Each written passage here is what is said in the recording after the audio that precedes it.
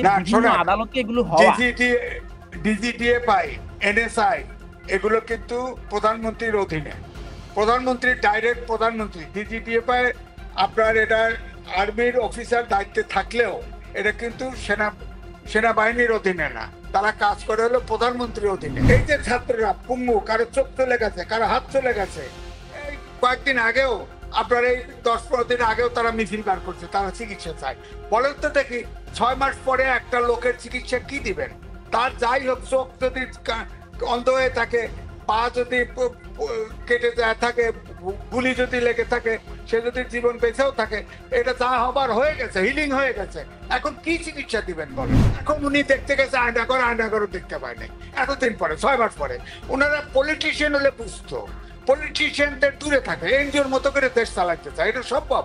যার ফলে ওনারা দেশটা লেজে কবরে করে ফেলছে। জনমনে ধারণা নির্বাচন হচ্ছে না, ডিসেম্বরে হচ্ছে না, এটা ট্র্যাক করে নিয়ে যাওয়া হবে।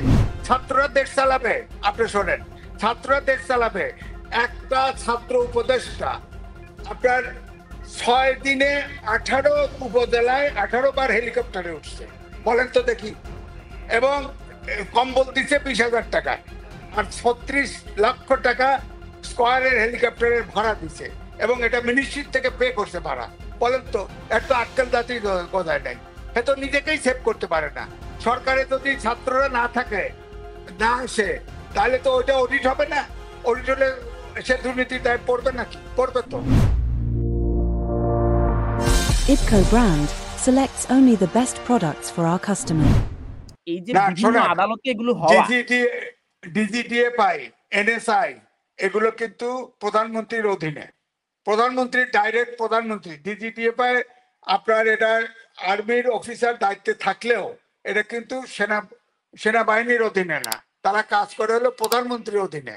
তো সুতরাং প্রধানমন্ত্রী এটার জন্য লায়াবল হবে, আর যারা এটা তার অর্ডারে যে কাজ করছে তার বিচার হবে। আপনি চিন্তা করেন, এই জায়গাতে আপনি প্রশ্ন তুললেন, আজকে 6 মাস পার দিয়ে গেছে, প্রধান উপদেষ্টা আপনি আয়নাঘর দেখতে যেতে পারেন নাই, এবং যে আয়নাঘর দেখছে এটাকেও বিশ্বাস করতেছে না, এটা প্রকৃত আয়নাঘর আমি অন্তত বিশ্বাস করিনি, আমি দেখেছি। দ্বিতীয়ত, আপনি দেখেন, এই যে ছাত্ররা পুঙ্গু, কারো চোখ চলে গেছে, কারো হাত চলে গেছে, এই কয়েকদিন আগেও আপনার এই 10-15 দিন আগেও তারা মিছিল বার করছে, তারা চিকিৎসা চায়। বলেন তো দেখি, 6 মাস পরে একটা লোকের চিকিৎসা কি দিবেন? তার যাই হোক, চোখ যদি অন্ধ হয়ে থাকে, পা যদি কেটে যায় থাকে, গুলি যদি লেগে থাকে, সে যদি জীবন বেঁচেও থাকে, এটা যা হবার হয়ে গেছে, হিলিং হয়ে গেছে। এখন কি চিকিৎসা দিবেন বলেন? তো এই জন্যই বলছি যে এই সরকার তো বোঝেই দেওয়ার ব্যাপারে তাদেরকে 10 থেকে 15,000 টাকা করে ভাতা দেওয়ার ব্যাপারে সরকার একটি নীতিগত সিদ্ধান্ত নিয়েছে। না, সিদ্ধান্ত নিছে, ওই যারা আহত হয়েছে না, তার নাতিপুতি পাবে, ওনারা তো দিতে পারলেন না। উনি তো সমানে দাবি মানতেছে।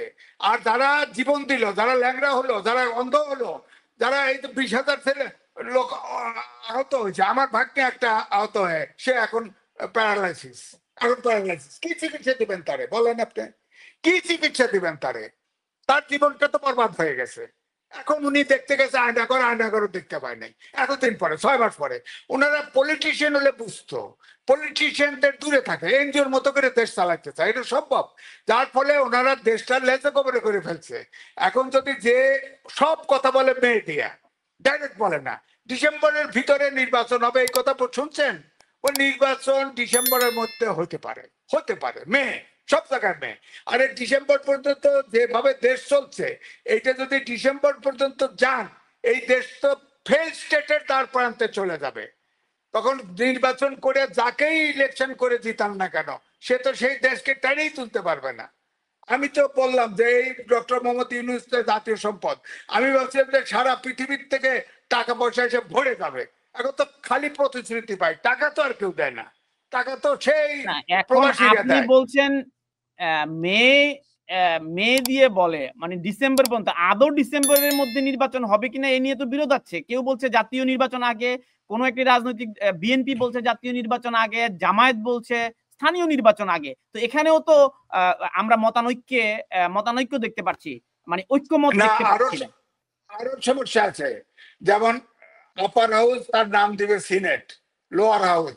আপার হাউসে জামাত চাচ্ছে এবং আনুপাতিক হারে নির্বাচন।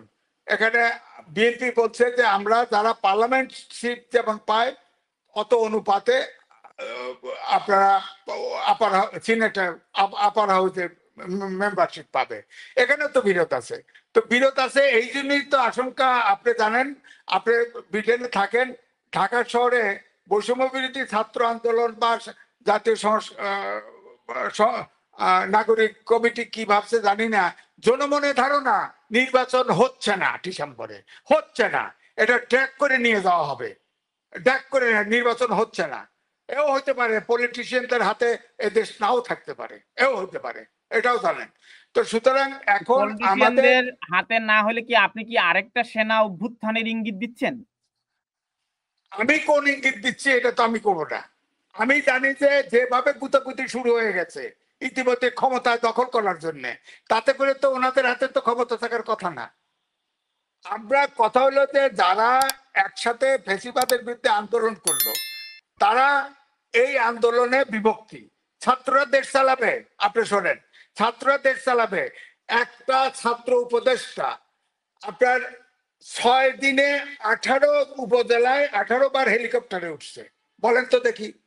এবং কম্বল দিচ্ছে 20,000 টাকা, আর 36 লক্ষ টাকা স্কয়ারের হেলিকপ্টারের ভাড়া দিছে, এবং এটা মিনিস্ট্রি থেকে পে করছে ভাড়া। বলেন তো, এত আক্কেল জাতি গজায় নাই, সে তো নিজেকেই সেভ করতে পারে না। সরকারে যদি ছাত্ররা না থাকে, না আসে, তাহলে তো ওইটা অডিট হবে না। অডিট হলে সে দুর্নীতির দায় পড়বে নাকি? পড়বে তো। বিএড গাড়ি চালায় টকশোতে যায়, বুঝছেন। আবার দেখেন মিরপুরে খাল খুঁড়তে গেছে, সেখানে আপনার রডের দিয়া মানে মাসান করে তার উপরে রেড কার্পেট বিছায়া। তো এগুলো কি? এগুলো কি? এটাতে দেশ চালাবে? 52 সাল থেকে না হলেও 48 সাল থেকে আমি প্রত্যেকটা আন্দোলনের সাথে অংশগ্রহণ, কোন সব আন্দোলনের সামনে ছিল ছাত্ররা। এত ছাত্ররা এত বিতর্কিত হয় নাই। এই 24 সালের ছাত্ররা দেশ চালাতে আসতেছে। 1 2 হচ্ছে দেখেন, এই যে ইউনিট সাহেব জাতিকে ধ্বংস করে দিচ্ছে। আপনার 6 থেকে শুরু করে আপনার মাস্টার পর্যন্ত ছাত্ররা এখন পড়াশোনা বাদ দিয়ে শুধুমাত্র দেশ চালাতে ব্যস্ত। এই যে জেনারেশন গ্যাপ, আপনার চতুর্থ শিল্প বিপ্লব, যেখানে অটোমেশন মানুষের বিকল্প হয়ে যাচ্ছে উচ্চ প্রযুক্তি, সেখানে দেশটা বলেন তো সামনে দেশটা কিভাবে চলবে? প্রবাসে কে নিবে? আমি তো চিকিৎসার জন্য ব্যাংককে গেছি, সেখানে রোবট কাজ করতেছে, একটা হসপিটাল পুরা একটা রোবট চার্জ দিতেছে। আমি উমরা করতে গেছি, যা দেখি যে আমাদের বাংলাদেশের লোক ডান্ডা ধরে ভিক্ষা করে।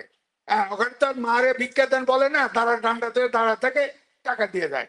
আর এই যে শ্রীলঙ্কা, নেপাল, আপনাদের মায়ানমার, চীন, এরা সব অটোমেটিক মেশিনে উঠে উঠে কাজ করতেছে। আমাদের সেদিকে কোনো খবর নাই। আমাদের তিতুমির কলেজ বিশ্ববিদ্যালয় চায়, বলেন বিশ্ববিদ্যালয় চায়, সার্টিফিকেট তাবিজ বানায় রাখবে নাকি? অটোমেশনের যুগে আমাদের এই শিক্ষা আমি লিখেছি, বিষয় করে লিখেছি।